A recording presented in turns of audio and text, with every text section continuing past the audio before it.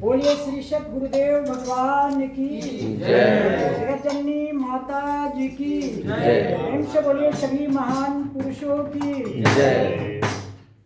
तो आज हम लोग गुरु महाराज जी के चरण कमलों की दया से गुरु महाराज जी के चरणों के छत्र छाया में बड़े सौभाग्यशाली हैं कि हम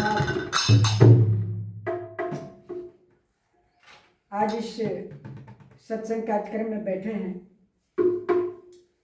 पर आज हम लोग की देखने में लग रहा है कि संख्या कम है, पर यह संख्या एक दिन इतना विशाल हो जाएगा। जैसे हंस जी महाराज जी का जब जीवनी पढ़िएगा तो पता चलेगा कि जब परम संत सदगुरुदेव श्री हंस जी महाराज जब एक शमियाने में बैठते थे, जब भक्तों को बुलाते थे तो शमियाने का एक कोना भी नहीं भरता था। लेकिन आज उनका पेड़ लगाया हुआ देखिए कितना विशाल पेड़ है कि आज जब गुरु महाराज जी का जब सम्मेलन होता है तो लोग को बैठने के लिए जगह नहीं मिलता है। तो आज ऐसे है, तो हम आप जो उपस्थित हैं यहाँ पर, तो सबों का तो सब जैसा बीत रहा होगा, पर जो हम लोग का यह समय जो बीत रहा है वह बहुत अमूल्य समय मिला है। जैसे हम आपको एक छोटा सा दृष्टांत के माध्यम से बताते हैं कि एक साधु कहीं से चलते चलते एक साधु महाराज कहीं से चलते चलते शाही बाग में पहुंचे, और जब शाही बाग में पहुंचते हैं रात हो गया था, वह नंग धड़ंग थे, और जब उनको ठंड लगने लगा, जब सोने की बारी आई तो सोने से पहले उन्होंने भगवान का भजन किया। और जब भजन किया तो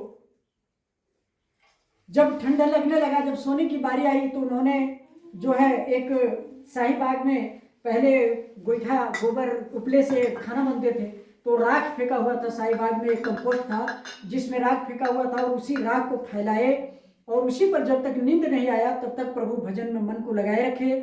और जब नींद आने लगी तो उसी राख को ऊपर से खूब भस्मी पूरा शरीर में लपेट लिए, और उसी राख को फैला करके उस राख पर साधु महाराज सो गए।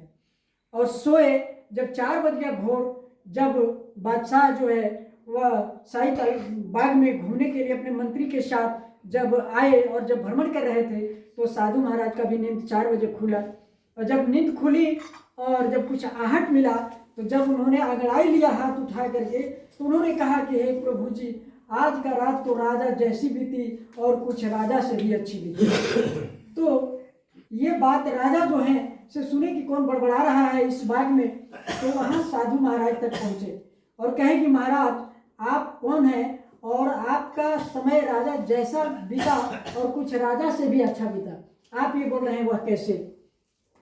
साधु महाराज कहे कि देखिए राजन, जब हम आपके बागवानी में आए तो बहुत सुंदर लगा, देखा कि कंपोस्ट है, रात हो गया, कहीं जाने की आवश्यकता नहीं है, साधु को कोई जगह तो देता नहीं है जल्दी, इसलिए हमने कहीं जाना अच्छा नहीं किया समझा।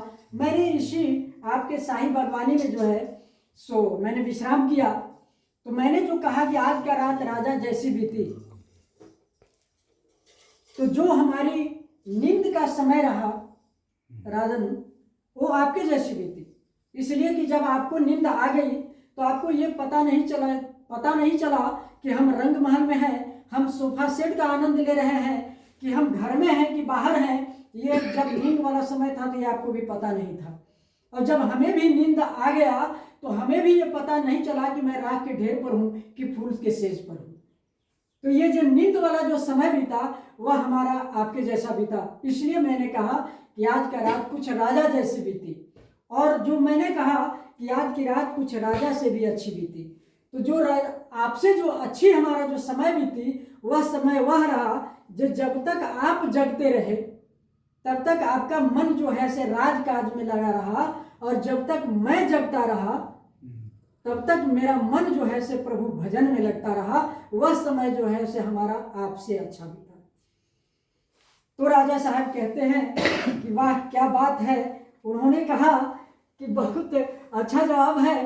तो वह समय हम लोग पर यह दृष्टांत लागू होता है कि आज का समय तो आम पब्लिक जैसी भी बीती और कुछ उन लोगों से अच्छी बीती, इसलिए कि जब जो पब्लिक के जब समूह में थे तो हम लोग को भी उसी के जैसे बीत रहे थे। लेकिन जो अभी हम गुरु महाराज जी के छत्र छाया में हैं, वह समय तो भाई आम आदमी से अच्छा बीत रहा है। इसलिए बोलिए श्री सद्गुरुदेव भगवान की जय की जय।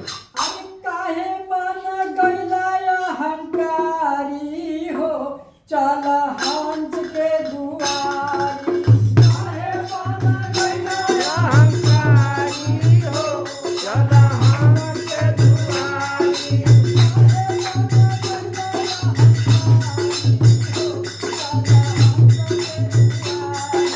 काहे बन गइला अहंकारी हो, चल हंस के दुआरी।